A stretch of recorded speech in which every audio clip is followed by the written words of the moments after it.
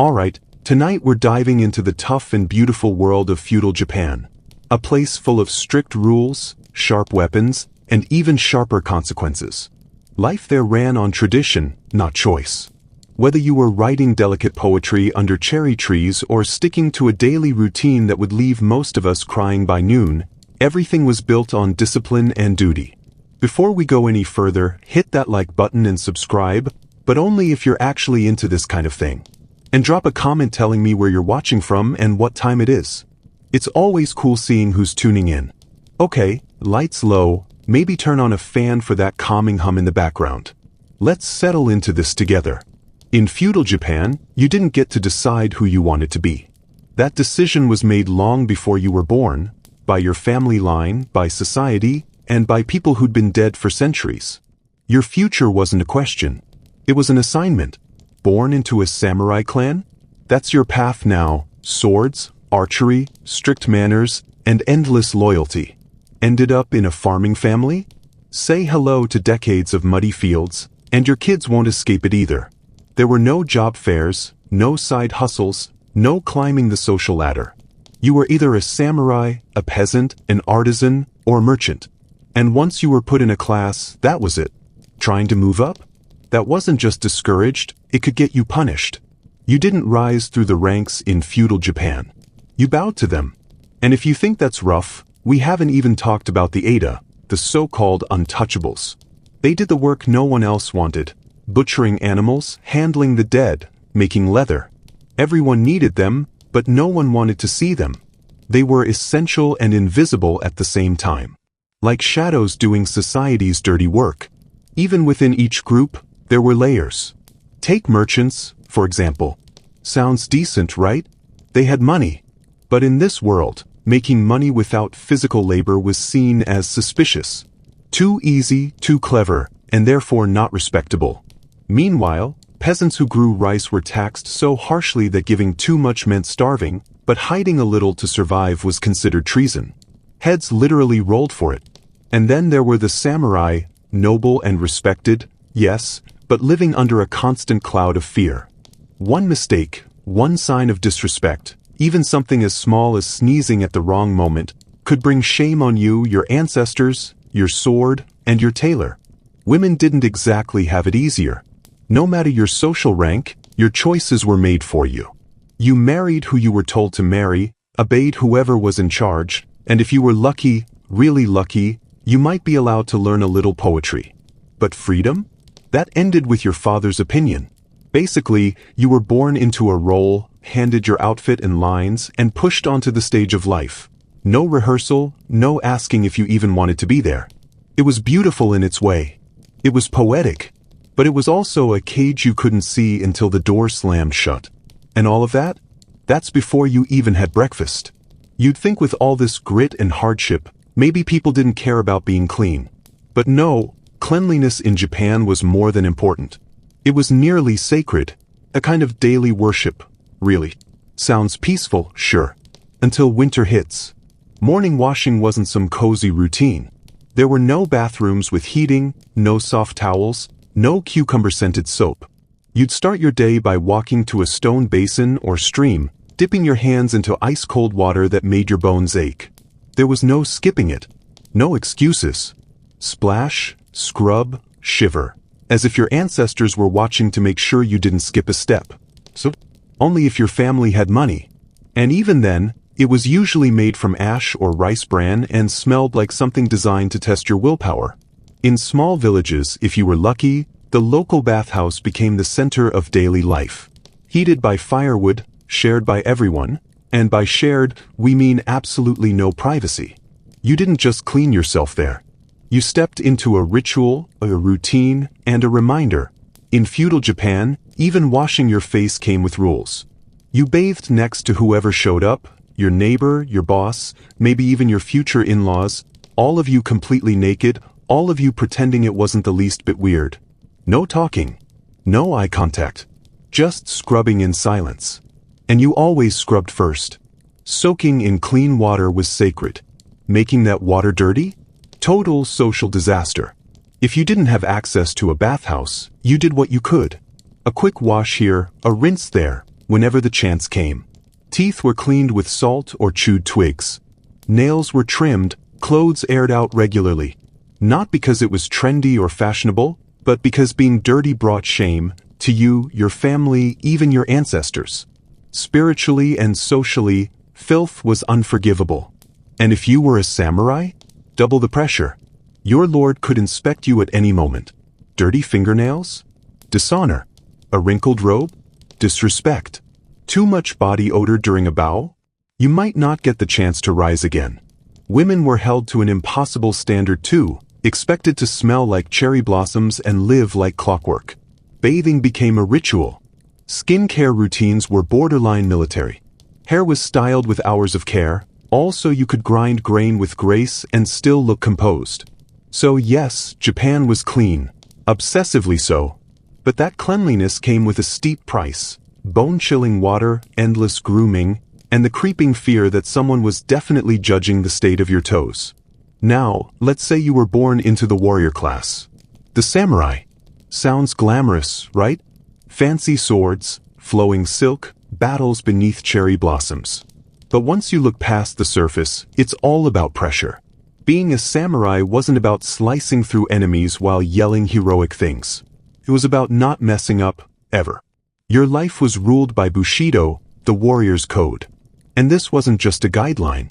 It was your religion. You didn't live for yourself. You lived for your daimyo, your lord. His mood shaped your fate. His word decided whether you lived, died, or bled with honor.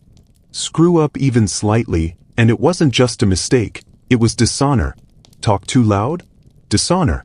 Glance sideways at the wrong person during a tea ceremony? Dishonor. Lose your temper, hesitate in battle, show fear? More dishonor. And dishonor wasn't something you apologized for. It was something you paid for, with your life. That's where seppuku came in. Ritual suicide. If your shame was too great, you were expected to kneel, pull out a short blade, and end things yourself, clean, composed, and silent. And yes, it really happened. It wasn't seen as tragic. It was seen as noble.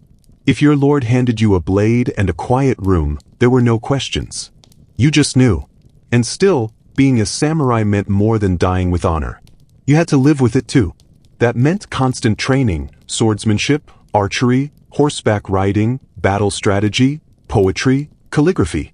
All while keeping perfect posture and the face of someone who hasn't laughed in 10 years. You couldn't cry. You couldn't show fear. You couldn't mess up. Your sword? Spotless. Your robe? Impeccable. Your behavior? So disciplined it made others uncomfortable. Raise your sword in anger without good reason? Disgrace. Lose a duel? Total ruin.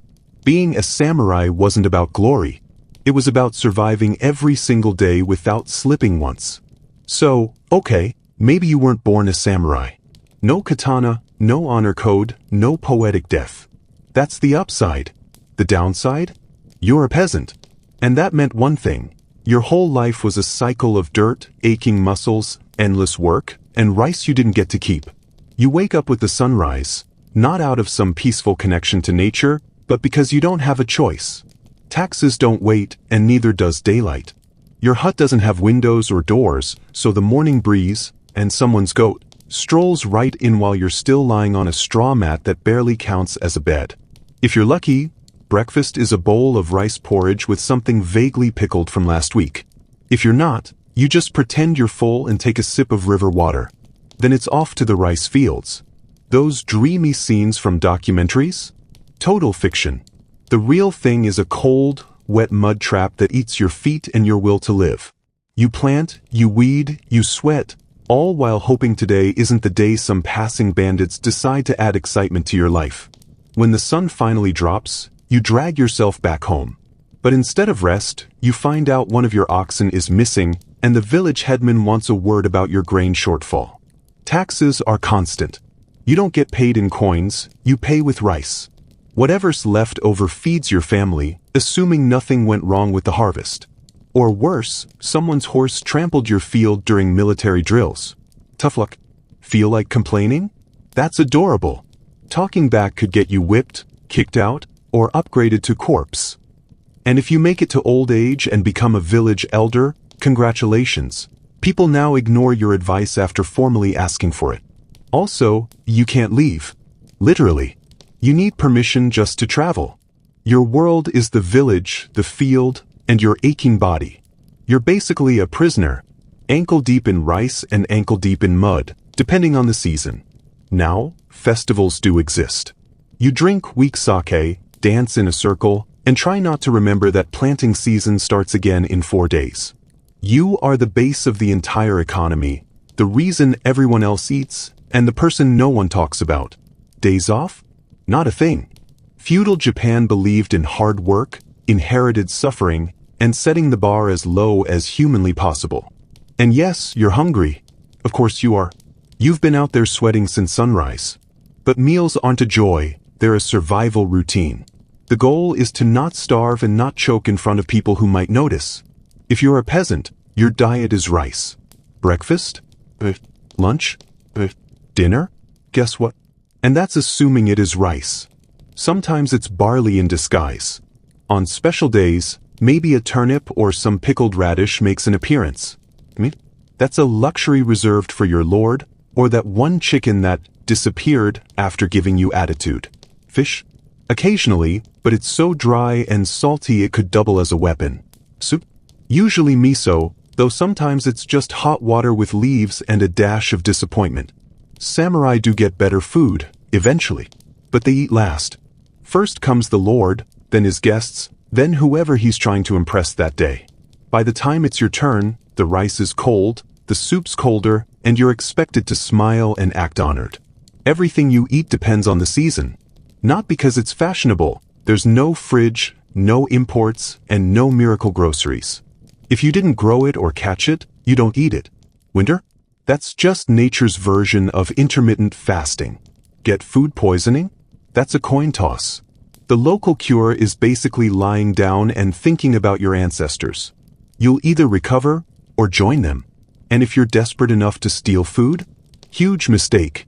Stealing a bowl of rice doesn't get you a scolding. It gets you turned into a warning. Public, humiliating, and brutal. Also, people remember that no one touches the daimyo's daikon. But not in the cozy, comforting sense. The tea ceremony is a quiet, slow-moving performance. A test of posture, manners, and spiritual awareness. You're not there to relax. You're there to respect the cup, the room, and the silence. Drinking is optional. Dignity is not. Meals in feudal Japan are quiet, formal, and deeply respectful, but let's be honest, they're mostly just bland, small, and contain at least one item you can't identify. It's crunchy. It might be fish. It might not. Either way, you don't complain. Unless, of course, you'd like your next meal served through your nose by someone very offended.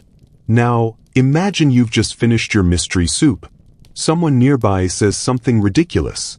Maybe your lord shares a haiku that doesn't rhyme or make sense. Maybe your neighbor insists his cow can predict storms.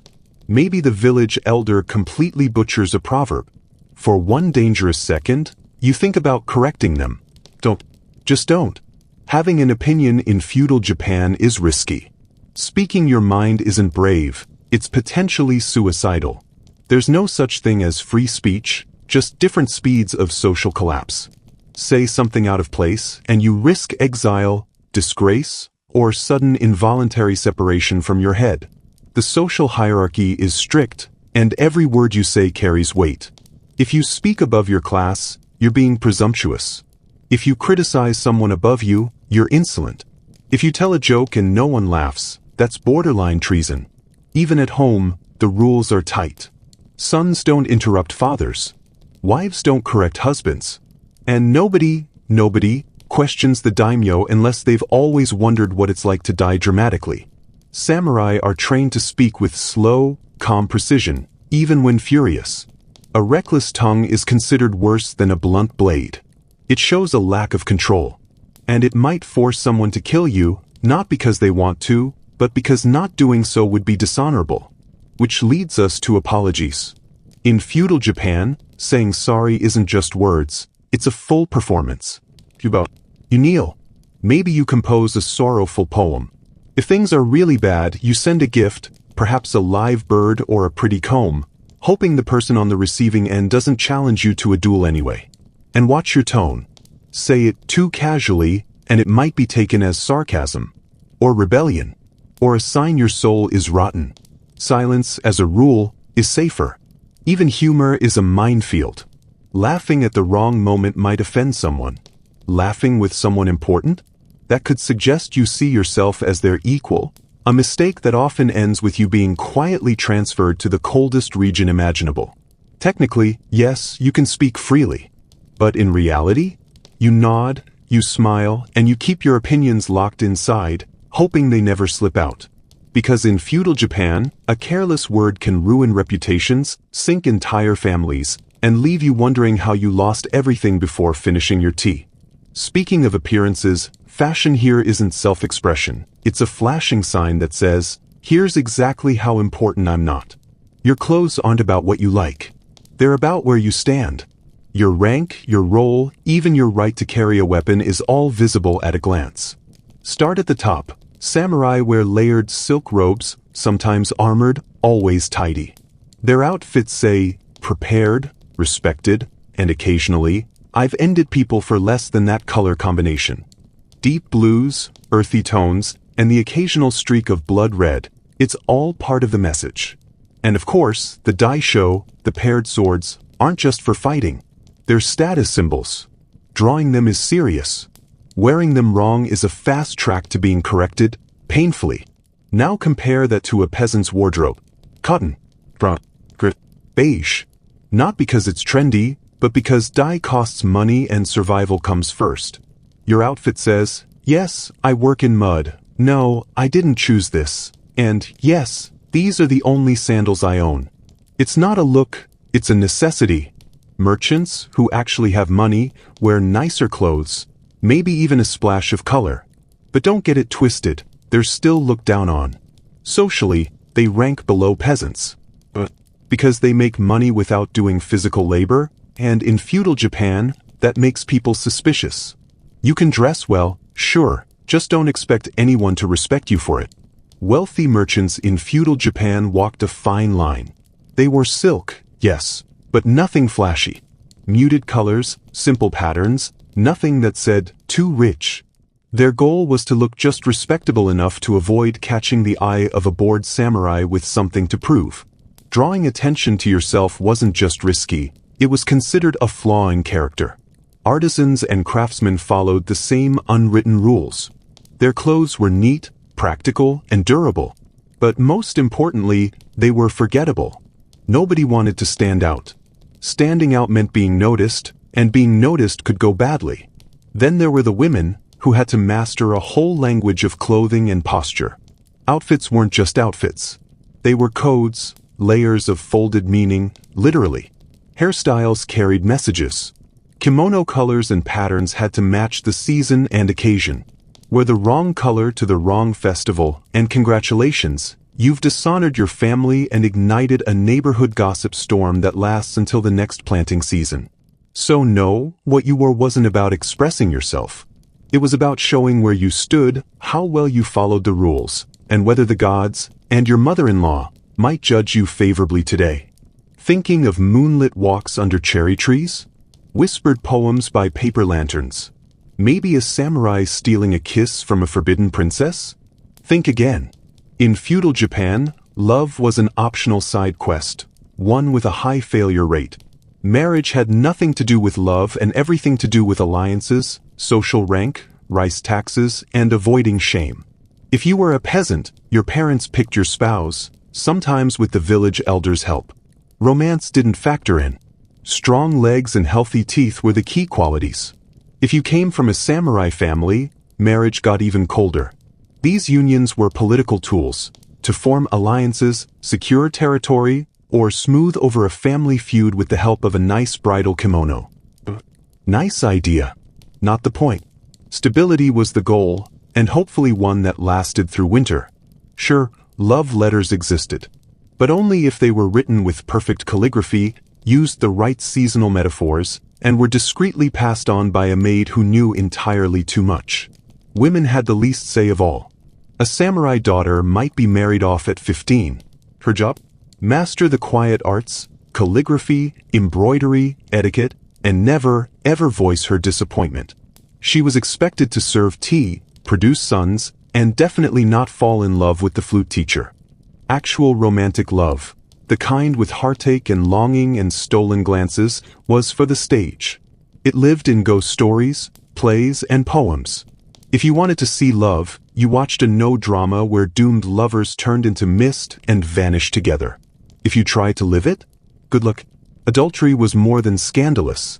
Could mean exile, disgrace, or death, and not in theory.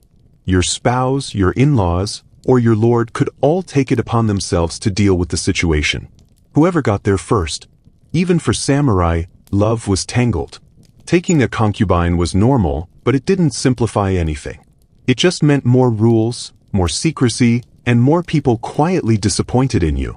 So yes, people fell in love, but always at the wrong time, often with the wrong person, and usually in silence. Love wasn't forbidden. It was just incredibly inconvenient. And through it all, death was never far away. It wasn't some shadowy figure you only saw at the end. Death lived next door. It followed you to work. It was always present, like an unwelcome roommate who never paid rent. Retirement wasn't the goal. Planning your exit was. For samurai, death was practically part of the job description. They carried 2 swords and a mental checklist of situations that might require self-disembowelment. Lose a battle? Seppuku. Dishonor yourself? Seppuku. Spill sake on your lord's robe during a party? That's right, seppuku, complete with solemn music and a polite audience. And no, it wasn't some private, quiet thing. It was a ritual, public, formal, and carried out with almost theatrical precision. The tea ceremony was a lesson in grace, posture, and spiritual focus, kind of like a ballet with teacups. But for the samurai, the real ceremony often came with significantly more internal bleeding. And no, peasants didn't exactly get to dodge death either. Their version just came slower, hungrier, and often smelled like mildew and disappointment. If the rice harvest failed, you didn't tighten your belt, you starved. If your village couldn't meet its tax quota, someone's head might roll to prove a point. Drought? Plague? Bandits? Take your pick. Sudden death came in seasonal flavors, and fighting back wasn't really an option when your top-tier medicine was hot tea and very sincere herbal guesses. And about those bandits, they were real, they were everywhere, and they didn't care how long you'd been growing those daikon radishes. Roads between towns were so dangerous, travel was a last resort. Maybe we'll visit your cousin next year, roughly translated to, I enjoy not being murdered. If you were a woman, childbirth was a gamble. Complications? Too bad. Midwives did their best, but when things went wrong, the solution was usually to pray harder and boil more towels. If your husband died in disgrace, you might be expected to join him, not emotionally, but physically, with a blade. And don't forget the natural disasters. Japan is basically Earth's drama queen. Earthquakes, tsunamis, floods, famine. Your house could disappear at any moment, and the only insurance was spiritual acceptance and tying your roof down with extra rope. But maybe the darkest part? You weren't supposed to panic. Screaming was undignified. A true hero faced death calmly, bowed, maybe wrote a haiku, and then accepted their end like it was just another uncomfortable family dinner. So yes, feudal Japan was breathtaking, but death wasn't a shadow. It was part of the wallpaper. Today, people tell you to find your passion, follow your dreams, and live your truth. In feudal Japan, your truth was whatever your clan decided it was. Individualism wasn't a virtue. It was a warning sign. You didn't shine on your own. You were one tiny branch on a very large, very ancient family tree. And your job? Don't set it on fire. Your clan was everything. Your name, your future, your identity. You existed inside a giant, invisible web of obligations, duties, and ancestral expectations. A kind of spiritual spreadsheet where every action had ripple effects. Even the samurai, those noble warriors, didn't fight for personal glory. They fought for their lord, their household, their ancestors, and when they died, it had better be in a way that made everyone above them proud. Because death with honor was one thing. Death that caused embarrassment? That was an intergenerational crisis. Your behavior reflected on your father. His behavior reflected on his father. And something your grandfather did decades ago might still be getting your cousins snubbed in a neighboring province. It wasn't guilt by association. It was existence by association. So maybe you loved cooking and dreamed of opening a noodle shop. That's adorable. But your clan breeds horses. So congratulations, you'll be brushing hooves until you die. Love painting? Great. You'll be decorating the family's temple, quietly, with supervision and without flair. Scandal? Don't even think about it. One badly timed affair, one drunken outburst, or one poem with too much emotional spice, and the whole family feels the burn. Your siblings get shunned. Your mother hides in shame. Your great-uncle might have to stab himself just to restore honor. You're not just a person. You're a symbol, a chess piece, a potential PR disaster with legs. But if you play your role well, bow when expected, marry who you're told, speak only in safe metaphors, then maybe, just maybe, you'll get through life without dooming everyone you've ever met. Might say your name with something close to pride. And in feudal Japan, that's basically the equivalent of unlocking an achievement badge. If you've managed to survive the brutal social structure, dodge dishonor, endure a sword duel or two, and keep up with rice taxes, congratulations. Now try surviving the weather. Feudal Japan may be a postcard-perfect landscape of snowy mountains, tranquil forests, and cherry blossoms drifting in the breeze, but behind that beauty is a relentless onslaught of natural disasters that feel personally offended by your continued existence. Start with typhoons. Massive, furious storms that roll in like divine punishment. They rip through villages with wind and rain that reduce rice paper walls to sad, soggy memories. Roofs vanish.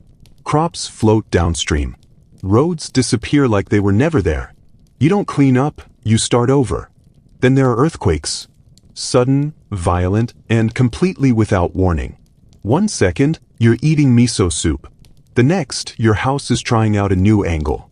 If you're lucky enough to survive the tremor, the fires that often follow, courtesy of your all-wood construction, might finish the job. Floods? Constant threat. Too much rain and your village becomes a soup of mud, debris, and disappointment. Crops drown. Livestock disappear. Your landlord? Still demanding taxes. Now with added late fees. On the flip side, droughts turn your fields into cracked wastelands. The sun burns, the rain doesn't come, and rice paddies dry up like a failed haiku. You pray harder, perform rituals, and start giving the neighbors well a long, thoughtful stare. Winter is no kinder. There's no romantic snowfall here. Just bone-deep cold, thin blankets, and fires that die hours before sunrise. Heating isn't private, it's a shared form of misery. You huddle around a small clay brazier, hoping your fingers survive the season. And yes, let's not forget the volcanoes. Japan is part of the Ring of Fire, which is as thrilling as it sounds. A single eruption can turn a peaceful region into a smoldering wasteland. 1 minute you have a village, the next you have a steaming ash field where your rice storage used to be. There's no national disaster relief. If your house collapses, you rebuild it. If your food spoils, you go hungry. If the Lord's estate is also ruined, guess what? You still owe taxes. Nature isn't a background in feudal Japan, it's an active participant in your downfall. And through all of this, power still flows downward, like a river of blame. No matter who you are, someone stands above you. A peasant answers to the village headman. The headman answers to the local samurai. The samurai serve the daimyo. The daimyo answer to the shogun. And the shogun? He might occasionally exchange ceremonial nods with the emperor, who doesn't rule so much as haunt Kyoto in layers of expensive fabric and quiet divine disapproval. Even the samurai, who walk tall with swords and honor, aren't top of the pyramid. They enforce orders. They fight battles they didn't start, for territory they don't own, chasing honor they rarely get to enjoy. In reality, they're beautifully dressed middle management with sharp weapons and deep anxiety. The daimyo might look powerful, they command land, armies, and influence, until they step out of line. Then the shogun starts watching. Castles get inspected. Letters get intercepted. Heads get separated from shoulders, politely of course. And the shogun?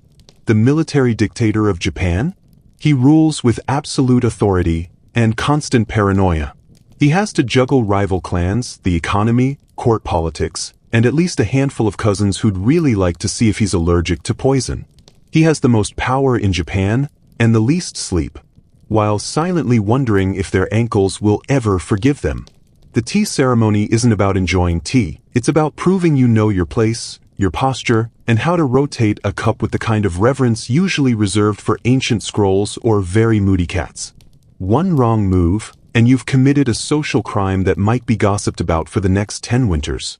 But let's rewind for a second. At the very top of Japan's social pyramid sits the emperor. Technically, he outranks everyone. Realistically, he holds as much power as a ceremonial paperweight. You don't touch him. You don't ignore him. He exists to name eras, bless ceremonies, write poetry, and appear sacred from a polite distance. And also, he's probably broke. This entire structure, emperor, shogun, daimyos, samurai, peasants, it's not meant to be climbed. It's not a ladder. It's a very well-pruned bonsai tree, and your job is to stay in your little assigned branch. Ambition isn't seen as inspiring. It's suspicious.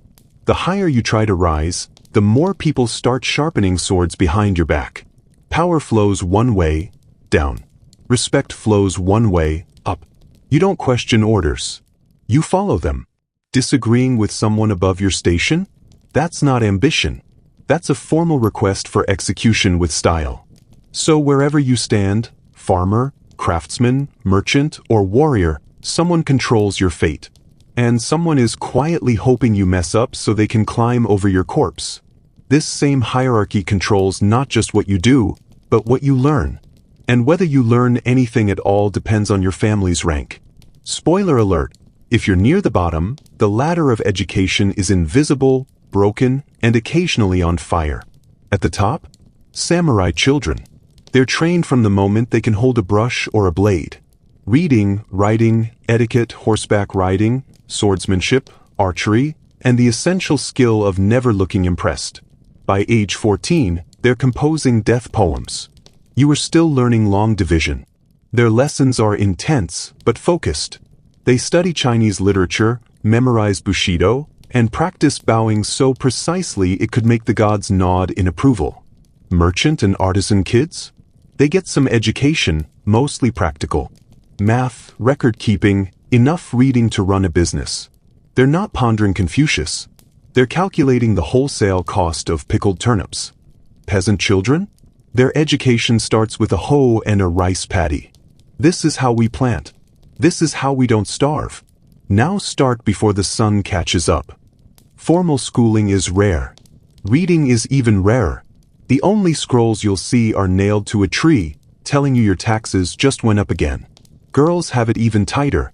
Unless you're from a high-ranking family, your lessons are home-based. Sewing, etiquette, tea ceremony, and how to maintain emotional silence while maintaining an entire household. If you're lucky, maybe some calligraphy or poetry, but only if it doesn't interfere with folding laundry at a spiritual level. Learning isn't about curiosity. It's about knowing your role and sticking to it. The idea of learning just for fun? That could cause your elders to drop their sake cups in horror. Knowledge was valuable, which is exactly why it was locked up so tightly. Still, for all its harshness, feudal Japan was a land of incredible beauty. The aesthetics were everywhere. In the curve of a fan, the angle of a roof, the flick of a brushstroke. Everything looked like it belonged in a poem. But here's the catch. You could absolutely be judged for doing it wrong.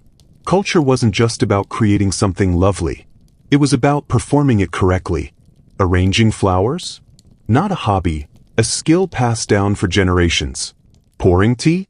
An exact sequence of movements. Folding a kimono? There's a right way and about 1,000 wrong ones, each with its own special flavor of social doom. Feudal Japanese culture was art wrapped in ritual, wrapped in the fear of subtle shame. A place where even the simplest gesture could mean the difference between elegance and embarrassment. City at the edge of what the ancient Greeks called the known world. She was expected to stay quiet, to marry well, to fade into the background. Instead, she took command of ships and armies, earning respect not just through title but through ruthless, strategic brilliance. In a time and place where women weren't even supposed to speak in council, she stood at the war table, advising, leading, deciding. But before we get lost in the story of Artemisia, let's close the chapter on feudal Japan. Because while one world demanded silence, another made room, however briefly, for a woman with a sword. In feudal Japan, even the act of silence was an art form. Picture someone sitting perfectly still, mentally replaying every movement from the tea ceremony. Did they bow too soon? Too late? Did they look grateful but not overeager? It wasn't just politeness. It was survival. One mistake, and at best, you were socially awkward. At worst, it hinted at some deep ancestral flaw, the kind people whispered about in connection with your disgraced great-granduncle who once bowed too enthusiastically during a New Year's greeting. Even the arts weren't safe. Calligraphy might look like a creative outlet, but it was a spiritual X-ray. Every brushstroke revealed your discipline, your composure, the balance of your soul. Sloppy handwriting wasn't just ugly, it was a moral indictment. It said you couldn't be trusted to tie your obi, let alone uphold family honor. Poetry? A minefield.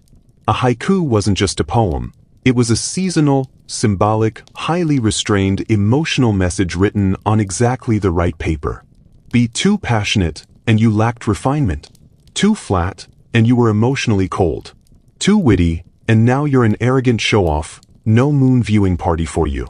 Cultural life in feudal Japan wasn't about relaxation. It was performance. The test. A silent audition for grace under pressure. Beauty wasn't spontaneous. It was calculated, regulated, perfected, like a battlefield dressed in silk. And after everything, the hierarchy, the hygiene, the honor codes, the endless rice-based economy, the truth is, you wouldn't survive a day. Not because you're weak, not because you're soft, but because this was never a society built around survival as we think of it today. It was built around control. Every breath, every glance, every word was weighed. The way you bowed, the angle of your spine, the exact number of syllables in your seasonal greeting. There were no breaks, no moments to just be. You were handed a role at birth, taught your lines, and expected to deliver a flawless performance until the day you died, preferably in a dignified, silent way that didn't embarrass your ancestors. Individuality wasn't encouraged. It was dangerous. You didn't matter. The clan did. The lord did. The structure, the centuries-old architecture of obedience, did. If you were a samurai, you carried the unbearable weight of tradition and the looming possibility of ritual suicide if you ever faltered. If you were a peasant, your days were spent hunched in the fields, praying for good weather and invisible to the people whose rice you grew. If you were a woman, your entire life was a quiet exercise in restraint, refinement, and sacrifice, all while being reminded, often, that your voice didn't belong in public. And if you were anything else? Well, the system was designed to keep you exactly where you were. Feudal Japan was stunning. Absolutely. The architecture, the rituals, the artistry, all woven together with exquisite care. But that beauty came at a cost. It wasn't soft. It wasn't kind. It was a blade so polished you didn't see it until it cut. So no, you wouldn't last. You'd speak without permission. You'd laugh too loudly. You'd step through the wrong doorway, or forget which foot to lead with. You'd ask a question. You'd want to change something. And that alone would be enough to mark you as a threat. That's the brilliance and the tragedy of feudal Japan. It wasn't built to nurture the individual. It was built to preserve itself. It was made to endure. But history, of course, is never one thing. And just when it seems every role is locked, every path set, someone like Artemisia of Korea appears, not obeying the rules, but rewriting them. Wrote about her with a mix of admiration and disbelief, as if even he couldn't quite decide whether she was a marvel or a scandal. Artemisia, in his accounts, wasn't just a queen, she was an anomaly. A contradiction wrapped in armor, Greek by birth, Persian by allegiance, female by nature, and yet outmaneuvering men in a world built for them. Halicarnassos, her city, sat like a polished jewel on the southwestern coast of Asia Minor, modern-day Turkey, technically loyal to the Persian Empire but always feeling the push and pull of greater regional powers.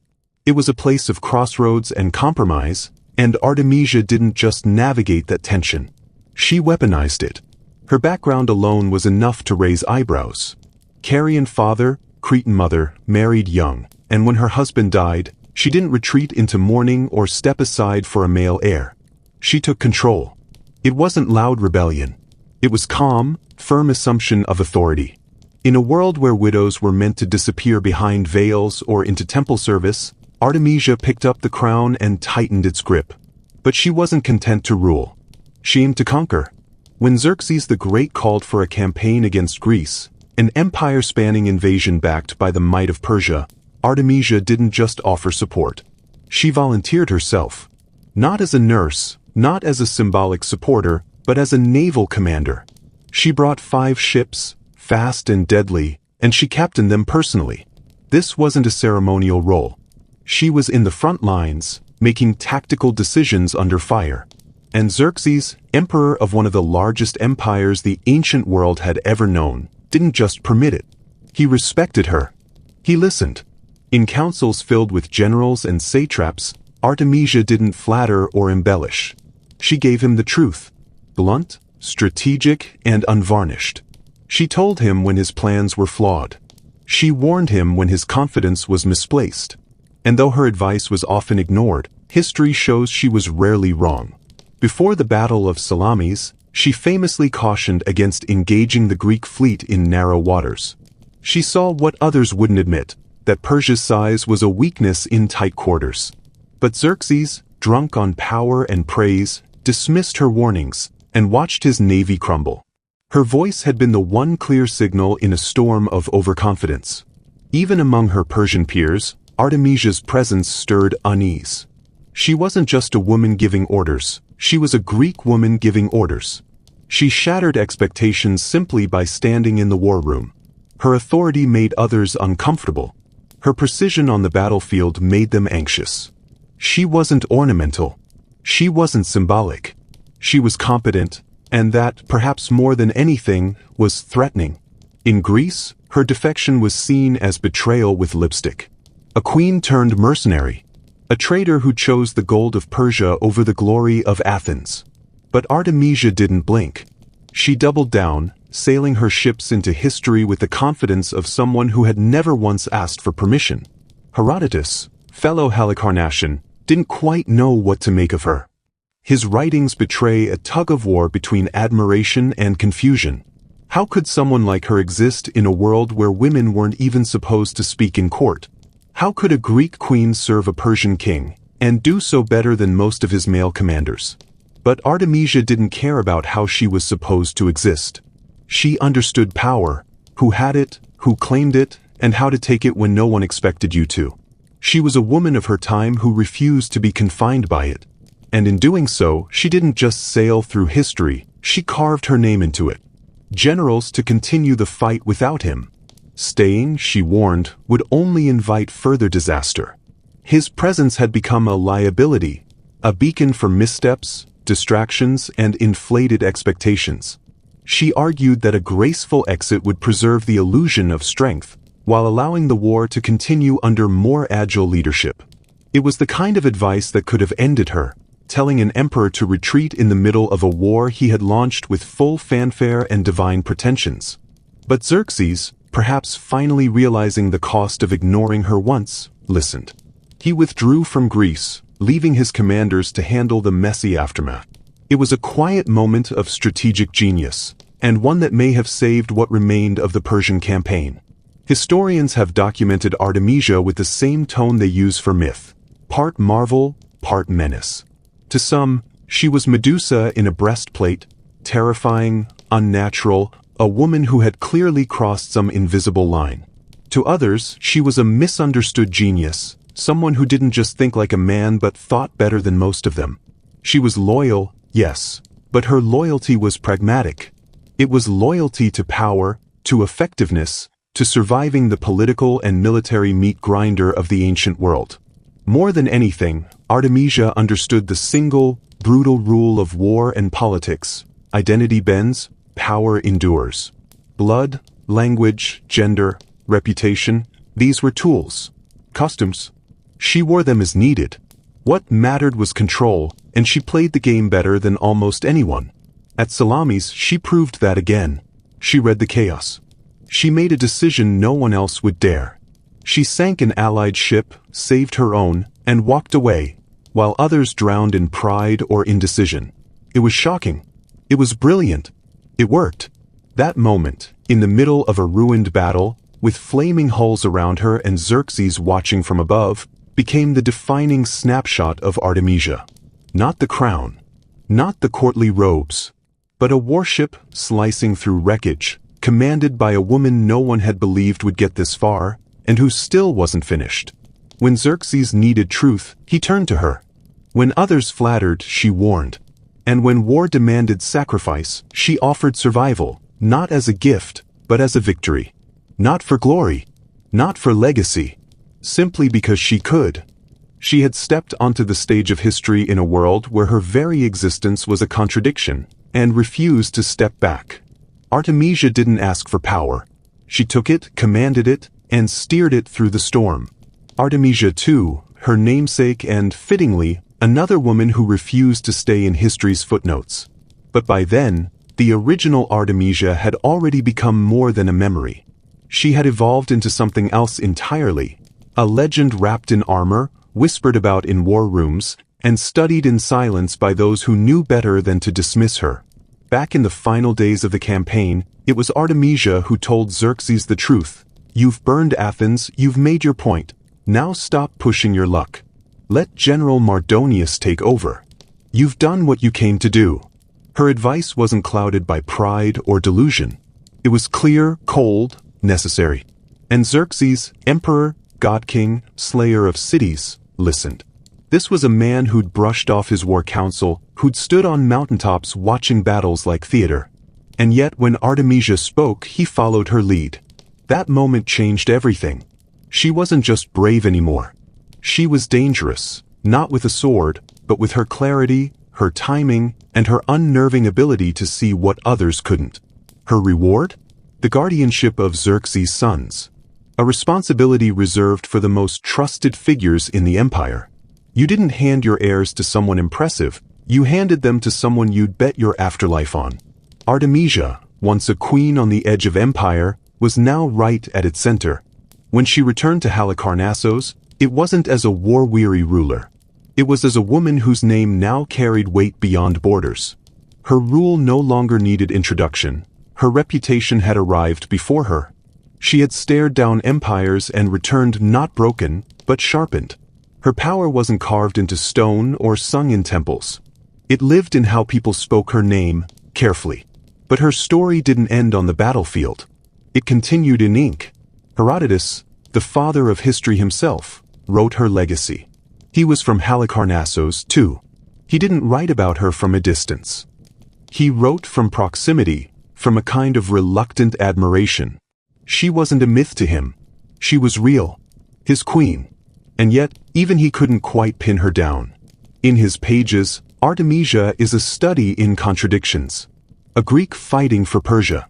A woman commanding men. A loyalist who gave brutal advice. A strategist who broke every rule, and yet seemed to embody the spirit of the game better than anyone. Herodotus doesn't paint her as a heroine or a villain. He paints her as competent, dangerous, calculating, human, and that made her rare. Because the ancient world didn't quite know what to do with a woman who was simply better, not because she was breaking boundaries on purpose, but because she didn't see them as boundaries at all. Artemisia didn't rebel for rebellion's sake. She simply didn't wait to be told what she could or couldn't do. She looked at the war, the court, the empire, and stepped into the space others had assumed was closed. She wasn't a symbol. She wasn't a cause. She was a reality that forced powerful men to take her seriously. And once they did, they couldn't ignore her. Her name didn't spread through statues or coins. It spread through stories, the kind shared in hushed tones by men who never imagined they'd lose a debate, a fleet, or a throne to a woman who wore her authority like armor.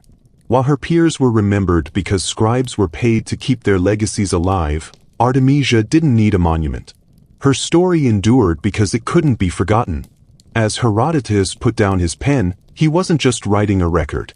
He was documenting a riddle. A queen who fought like a commander, advised like a king, and vanished like a legend, leaving behind a name sharp enough to survive the silence. And though history tried to flatten her into a footnote, Artemisia became something far more enduring. A question no one could answer, but everyone remembered. Academic circles, she's dissected as a case study in power, gender, and myth-making, a woman who slipped through the cracks of empire and wrote her name on the tide.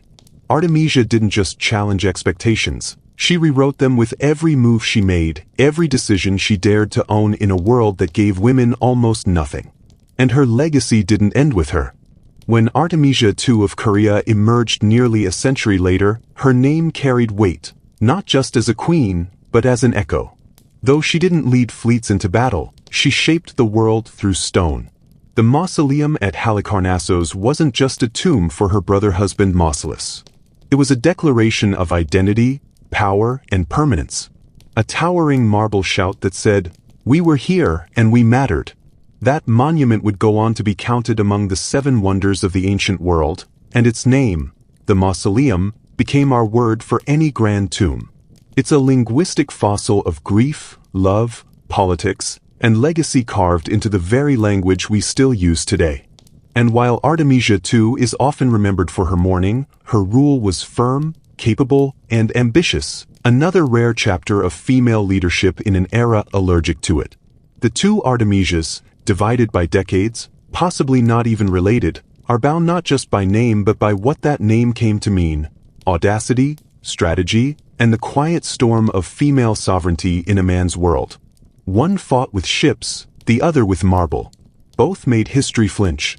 What's most enduring about Artemisia I is how she has always existed in the margins, between empires, between cultures, between the expected and the possible. To Persians, she was a loyal commander. To Greeks, a traitor. To modern historians, a riddle. She was both insider and outsider, Greek and Persian, woman and warrior, and none of those labels ever quite fit. Xerxes trusted her in ways he did few others. She held command not as a symbol, but as a strategist, cool under pressure, decisive in chaos, unafraid to make the kind of brutal calls that history often reserves for its greatest generals. To the Greeks, she was an uncomfortable reminder that not all Greeks sided with Hellas, and not all Persians fit the villain's mold. She walked the gray space between black and white history, and that's exactly where her legend grew strongest. Today, her story continues to be unpacked by scholars, artists, feminists, military historians, and storytellers. Was she a feminist icon before feminism? Maybe. Was she a calculated leader in a world that rarely let women lead? Absolutely. She didn't rise because the world made room for her. She rose because she refused to shrink. And that refusal echoes across centuries, in stone, in ships, and in every line of history that still struggles to define her. Artemisia wasn't an exception. She was the example, commanding it. Artemisia didn't claw her way into history through legend. She earned it through clarity, strategy, and the audacity to exist in full when the world demanded she shrink. In political circles, she's remembered as a voice of reason in an era ruled by ego. In popular culture, she resurfaces again and again, sometimes reimagined as a villain, sometimes romanticized as a warrior queen, but always instantly recognizable. She refuses to disappear. But here's what matters most. Artemisia didn't care about legacy the way we do. She wasn't trying to go viral in marble or write herself into the annals of history with a gold-trimmed quill. She was trying to live, to rule, to win. She made hard choices, calculated, controversial, and more often than not, correct. That's why her story stuck. Not because it was sculpted into legend, but because it was real. She didn't belong to any one nation. Not to Persia. Not to Greece. She belonged to herself, a sovereign in the truest sense. And as the centuries rolled on, her legacy, like all great legacies, began to change. The real Artemisia, the strategist, the survivor, was slowly buried beneath layers of fear and fantasy. Myths cast her as everything the ancient world feared in a powerful woman. Some tales softened her into a lovesick figure who leapt off cliffs for unreturned affection. Others twisted her into a dark enchantress, scheming from the shadows with poison and seduction. It's a pattern that repeats itself across history. A woman leads with brilliance and strength, and later generations reshape her into something more palatable or more punishable. Artemisia got both extremes, neither true. The woman who gave orders in battle and outmaneuvered kings was reduced to a tragic figure or a threat in a dress. But the real Artemisia didn't rule with magic or charm. She ruled with insight, logic, and a talent for reading both maps and men. She mastered the game not by imitating her male peers, but by being better than them and doing it on her own terms. That terrified people, because if one woman could do it, what was stopping others? Even in the modern age, her legacy is reshaped to fit the story we think we want. Hollywood gave us a version of her, cloaked in vengeance and violence. In 300, Rise of an Empire. Entertaining? Sure. Accurate? Not remotely.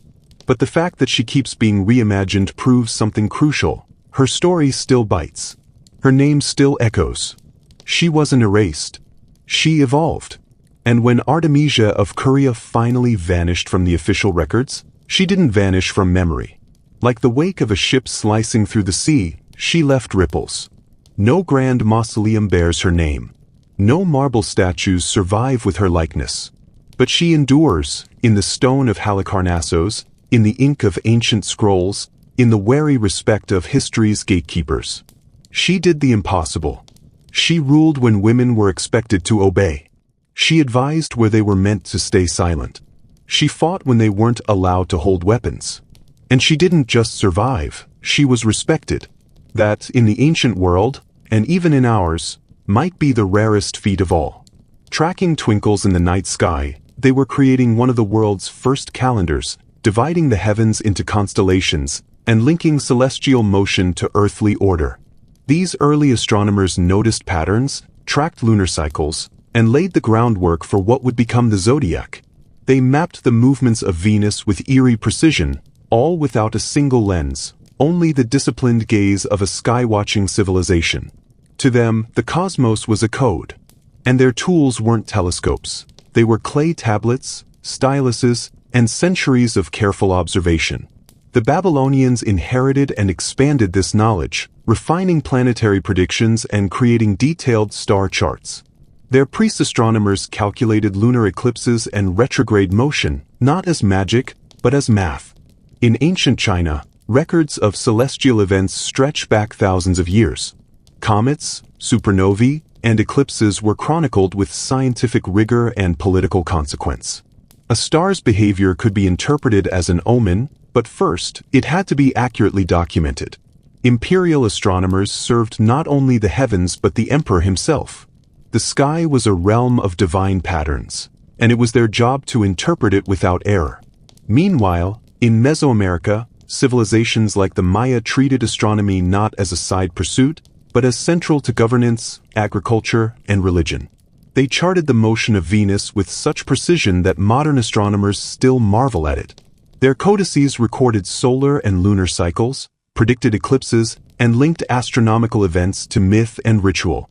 Time itself, the way it was counted, celebrated, feared, was woven into the heavens. And through it all, one truth becomes clear. Before the telescope, before computers, before even the concept of science as we understand it today, humans were already scientists. Patient, precise, intuitive. They didn't just look at the sky, they built it into their world. Just as Artemisia carved her legacy into the currents of empire, these ancient observers carved cosmic knowledge into stone. Their cities aligned with solstices. Their temples marked equinoxes. Their monuments stood not just as places of worship, but as testaments to the staggering intellectual ambition of early civilizations. They didn't guess. They calculated. They didn't wait for tools. They became the tools. And in doing so, they left behind something far more powerful than speculation. A legacy of understanding born from observation, built in silence, and passed from stone to sky. Because long before we built rockets or trained satellites on distant galaxies, humanity's first great leap into the cosmos began with nothing more than eyes, stone, and the will to know. Babylonians' apart isn't just their early use of constellations. It's how rigorously they observed and recorded the sky, turning stargazing into a systematic science. While other cultures watched the heavens for omens, the Babylonians watched for patterns. And they didn't just notice, they counted, calculated, projected. They transformed astronomy into an instrument of statecraft, religion, and prediction. Priests and astronomers were often one and the same, wielding data like divine insight. The stars weren't distant fires to wish upon. They were tools for managing empires, planting crops, timing festivals, and predicting eclipses down to the day. This wasn't myth-making. This was precision science, thousands of years before Kepler or Newton. The Enuma Anu Enlil, one of their most famous texts, is a staggering collection of omens tied to astronomical observations. Eclipses, planetary alignments, and weather patterns were all catalogued in detail. The Babylonians didn't know what gravity was, but they understood that the sky operated on rules, and they got very good at reading them. Their use of the Saros cycle is especially remarkable. Without modern tools, they identified that eclipses occur in cycles of roughly 18 years, 11 days. They may not have known why, but they saw that it happened, and they trusted their records more than superstition. In that trust, we find the roots of real science. And while it's true the Greeks refined many of these ideas, giving us terms like planet and formalizing the geocentric model, they stood on Babylonian shoulders. When we credit the zodiac to the Greeks, we're only telling half the story. The Babylonians were first to divide the sky into 12 zones, associate each with specific constellations, and track the sun's yearly path through them. So the next time someone asks your sign, or you check the hour, or plot a map with degrees, you're brushing against a 4,000-year-old system. One shaped by clay tablets, sky-watching priests, and a relentless pursuit of understanding. The Babylonians didn't just inherit the Sumerians' flame, they engineered it into a beacon. Their work didn't end with starlight and shadows. It laid the foundation for every astronomer who came after, from the Greeks and Romans to the Islamic Golden Age, and eventually to the modern observatories peering into deep space today. What really sets the Babylonians apart is that they made the stars knowable. They proved that even without telescopes, even without physics, even without knowing why, you could know when. And in a world ruled by uncertainty, that was enough to give the heavens meaning, purpose, and power. Cycle to warfare, coronations, and religious ceremonies. Venus wasn't just a wandering star to them, it was a cosmic signal. When Venus rose or set, it could mark the beginning of a war, the ascension of a king, or the date of a blood offering. And they tracked it flawlessly, over centuries, with nothing but the naked eye and sheer intellectual discipline. The Maya didn't just measure time, they layered it. They used multiple calendars simultaneously, including the Tsokin, a 260-day ritual calendar, and the Hab, a 365-day solar calendar. These were combined in the calendar round, a repeating cycle of 52 solar years. Then came the long count, a non-repeating calendar capable of tracking time across thousands of years, used to date events in mythic and historical time alike. It was astronomy turned into cosmology, and cosmology turned into history. Their observatories, like the one at Uxmal or El Caracol at Chichen Itza, were aligned with the movements of celestial bodies. These weren't random buildings, they were sight lines set in stone. On solstices and equinoxes, sunlight would hit specific carvings, corners, or staircases with eerie precision. The serpent shadow cast on El Castillo during the equinoxes is one of the most famous examples. A celestial phenomenon turned into divine spectacle. And like the Egyptians and Babylonians, Mayan astronomers were more than scientists.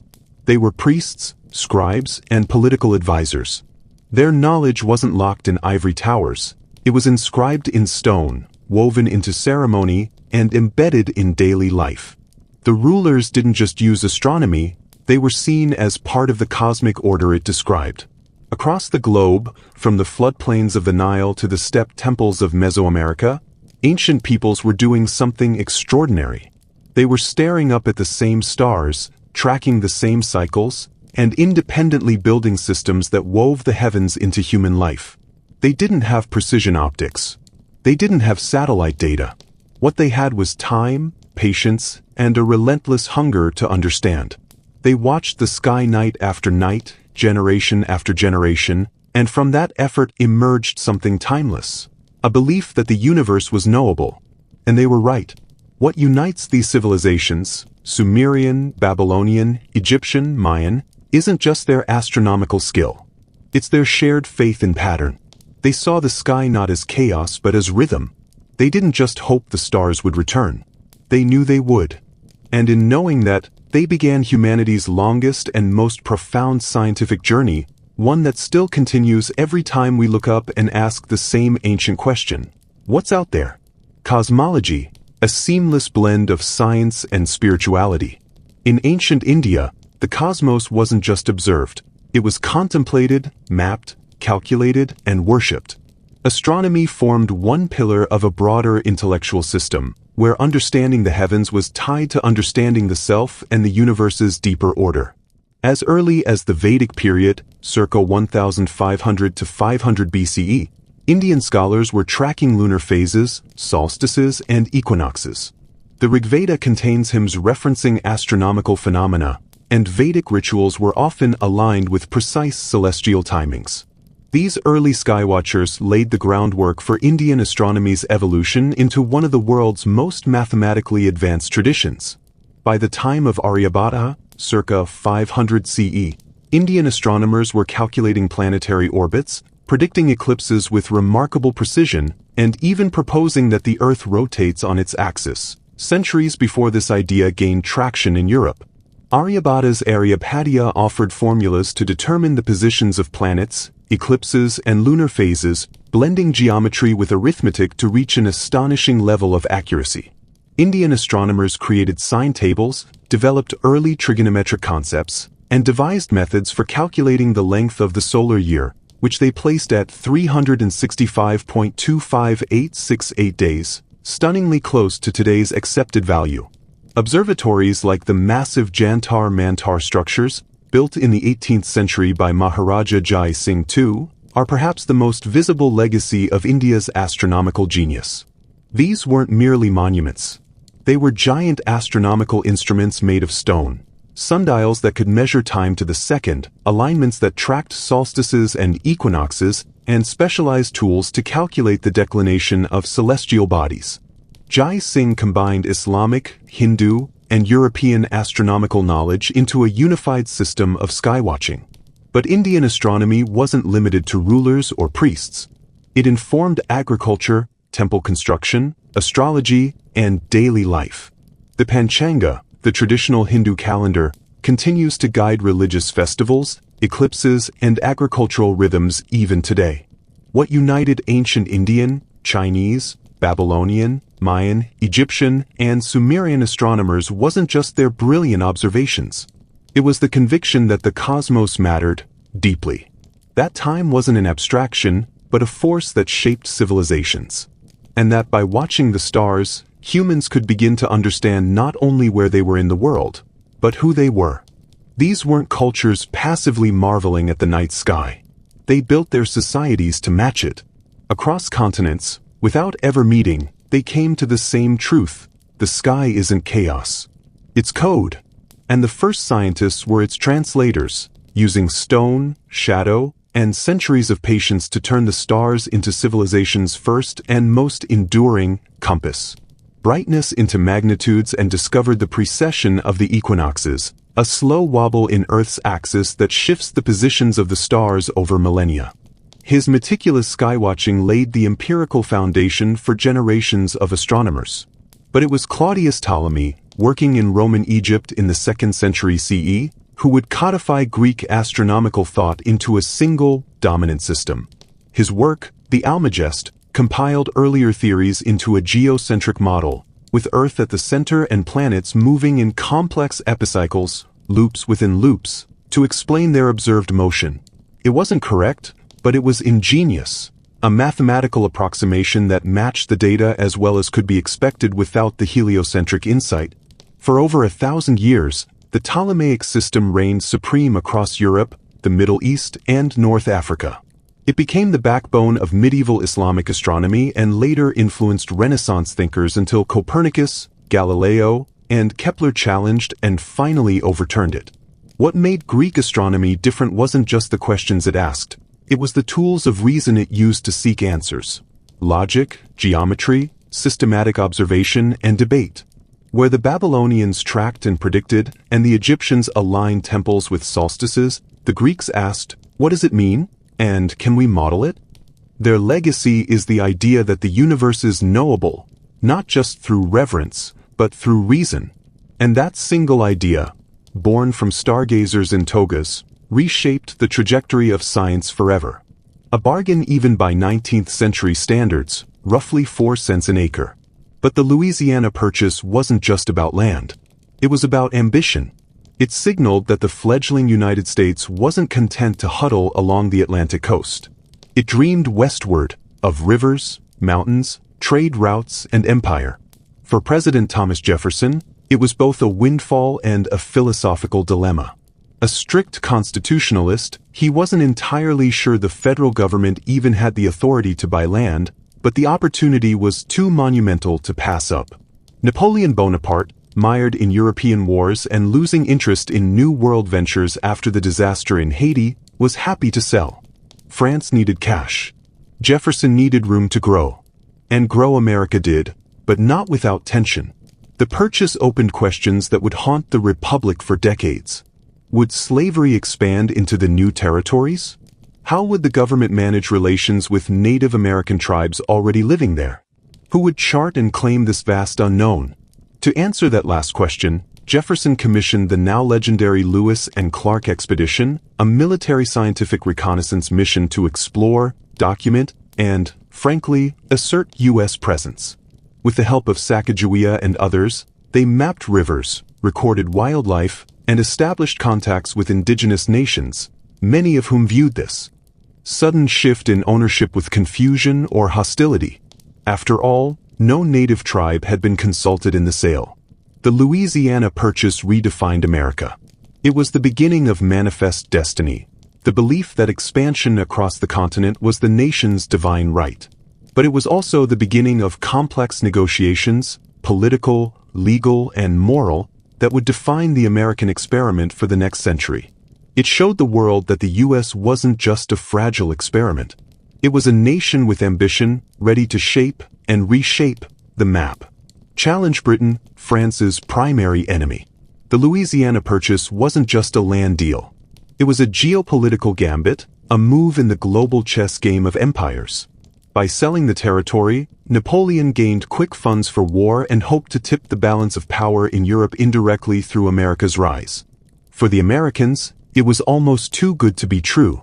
Overnight, the United States doubled in size, acquiring vast stretches of land that neither they nor France had fully mapped or understood.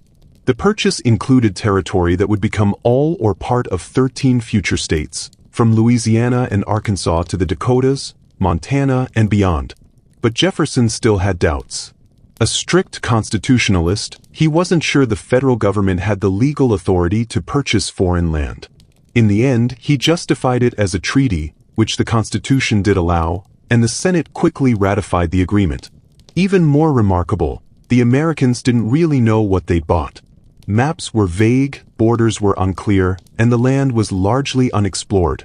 Hence Jefferson's launch of the Lewis and Clark Expedition, a mission of discovery that would chart the landscape, record flora and fauna, and make contact with native tribes.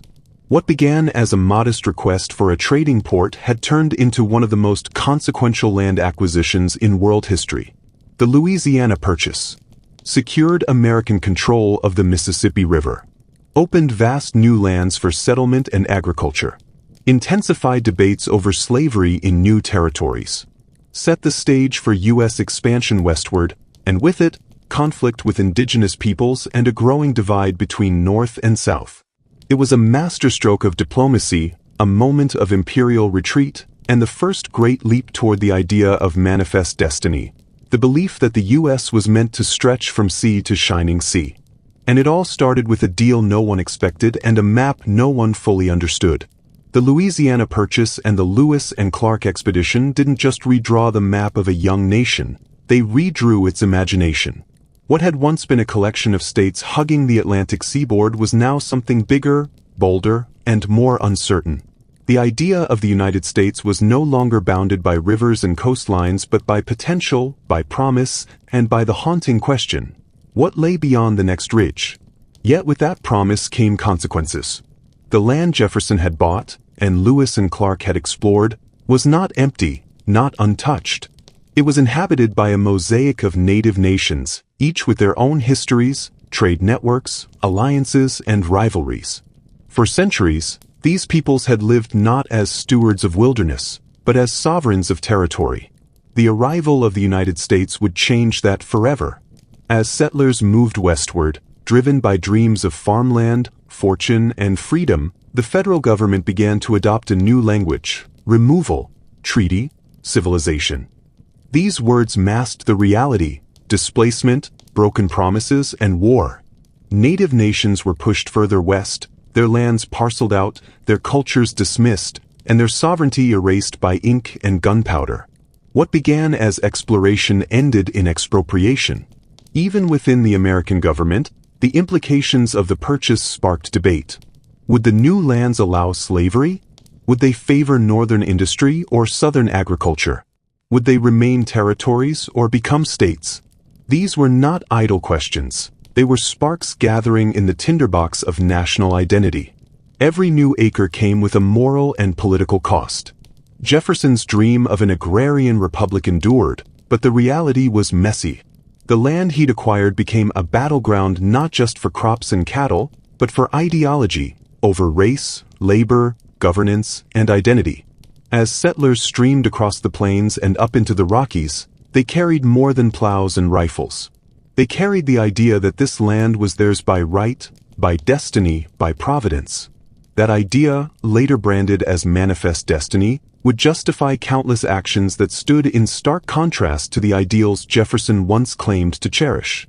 The Louisiana Purchase, then, was not just a brilliant diplomatic maneuver or an extraordinary bargain. It was a turning point, a hinge in history that swung open the door to expansion, ambition, and irreversible change. It gave the United States land, yes, but also questions it would spend the next century answering, often in blood. And behind it all, behind the treaties and the expeditions, behind the politics and the proclamations, was a simple fact. One empire let go of a dream and another picked it up, believing it could do better. Whether it did, or whether it merely inherited the same imperial flaws dressed in republican robes, remains a question historians still ask. What cannot be denied is this: the Louisiana Purchase set a course for the United States that would define its character, test its values, and stretch the very meaning of freedom and ownership across a continent. It was an acquisition not just of land, but of legacy, one that grew larger and more complicated with every step west. A price paid not in gold or ink, but in uprooted lives, extinguished sovereignties, and the quiet erasure of entire ways of being. What the United States had bought was not empty wilderness, but a vast, living network of cultures and communities, now caught in the path of a nation that saw its own growth as inevitable and righteous. As settlers poured into the new territory, the federal government moved to formalize its claim. Forts were built. Roads were carved. Surveyors drew grids where rivers once wound freely. Each new parcel of land sold by the government was a silent eviction of those who had no seat at the negotiating table. Treaties followed, dozens of them. Many were made in bad faith, some under duress, most with the tacit assumption that native nations would vanish or comply. The ink barely dried before the terms were broken. Jefferson's vision of a peaceful agrarian empire came with sharp contradictions. While he spoke of native peoples with a tone of cautious respect, his policies made clear that their continued independence had no place in the future he imagined.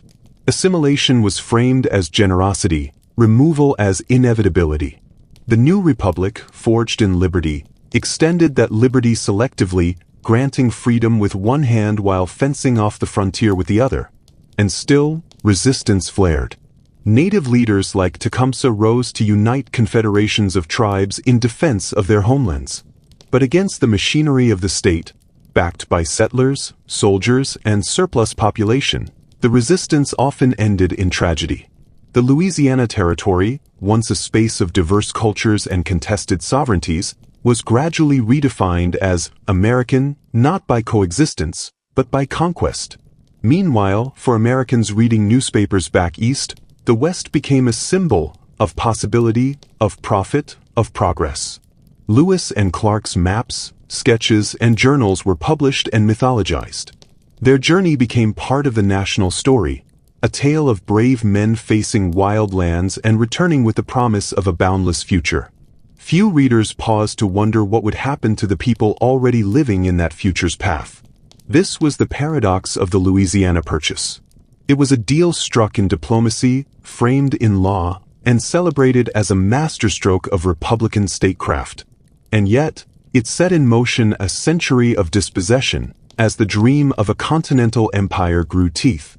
It was peaceful only on paper, because paper has a way of holding silence better than it holds truth.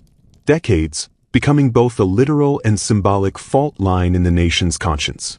It was a temporary patch on a widening fracture, one that exposed how every acre of newly acquired land brought with it questions far beyond cartography, questions of labor, freedom, identity, and power. The Louisiana Purchase, once celebrated as a moment of triumph, became a proving ground for American contradictions. Expansion was framed as progress, but it demanded control over people, over ecosystems, and over memory. The government sought to impose order where it saw chaos, organizing territories, drafting laws, appointing governors, and laying out plans for eventual statehood. But beneath that bureaucratic structure was an undercurrent of displacement, of forgetting, of violently overriding the land's existing stories with a single narrative, that of American destiny. It's easy to look at maps today and see clean borders and state lines, forgetting that these were drawn not in one sweeping act, but in decades of negotiation, conflict, and compromise. Settlers carved out homesteads while surveyors drew boundaries on lands they often hadn't walked, and politicians in Washington debated the fate of regions they'd never seen. Meanwhile, native peoples were being moved, removed, or simply ignored, even as they resisted with diplomacy, with war, and with the slow endurance of cultural survival. Even geography became politicized. Rivers once used as trade routes became borders. Mountains once sacred became mining opportunities. Grasslands once stewarded by indigenous nations became commodities, bought and sold by speculators.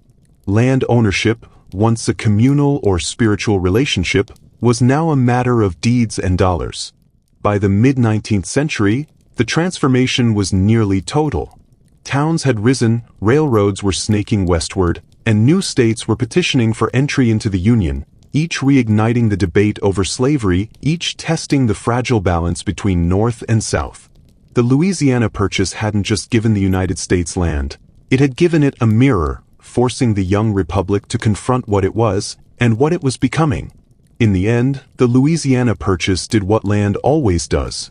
It revealed who was willing to claim it, who was willing to fight for it, and who was allowed to belong to it. It exposed the limits of American ideals, the costs of expansion, and the complexity of building a nation on other people's land. And while it doubled the size of the United States, it also doubled its burdens, of justice, of memory, and of reckoning with the past. The backbone of American exceptionalism, the idea that the United States was destined, even divinely sanctioned, to spread across the continent. This notion would shape politics, justify wars, and entrench the displacement of peoples who had lived on the land for centuries. What began as a diplomatic bargain in a European palace became a crucible of American ambition, where ideology met geography with irreversible consequences. The Louisiana Purchase fused the American sense of space with the American sense of purpose. It gave form to a narrative that still resonates, that the frontier is a place to be conquered, that land is power, and that expansion is progress. But for all its symbolism and strategic value, the Purchase also set a pattern of contradiction that would repeat itself: opportunity entwined with injustice, vision built on erasure. The new land opened paths for innovation, infrastructure, and integration, but it also widened the divide between ideals and implementation. Democracy was preached, even as indigenous sovereignty was dismantled. Freedom was extolled, even as slavery expanded. For many Americans, the purchase was proof of their nation's greatness. For others, it marked the beginning of centuries of struggle, legal, cultural, and existential, to hold onto land, rights, and identity in a nation that had redefined the rules without asking. And so the legacy of the Louisiana Purchase endures not just in maps or state lines, but in the deep, unresolved tensions at the heart of American history. It is visible in treaties still disputed, in names restored or erased, in legal battles over pipelines, land rights, and historical memory. It asks us to reconsider the real meaning of expansion, not just what was gained, but what was lost, and who had the power to decide. It is a story that begins with negotiation, but does not end there. Because land, once bought, must be lived on. And history, once made, must be reckoned with. This closing passage doesn't need bullets. It's meant to flow as a reckoning, a reflection, a final exhale after a story stretched across centuries. What you've written captures the bitter paradox at the heart of the Louisiana Purchase, a transaction that expanded a republic while shrinking entire civilizations. It wasn't just land that changed hands, it was power, history, memory. You show how what was signed in Paris reverberated across the plains, the rivers, and the people already there. It became a catalyst for prosperity, for violence, for reinvention, for silence. And most importantly, you avoid the trap of neat resolution. That final line, how do you celebrate a land you never truly asked for and can never truly return, doesn't answer the question. It dares the reader to live with it. There's nothing to fix here, only to feel. If this is going into a video or narrative, it's the kind of closing that makes people sit in silence a moment longer before they speak. Let me know if you want help with tone, voiceover pacing, or transitions. But as writing, this is already powerful.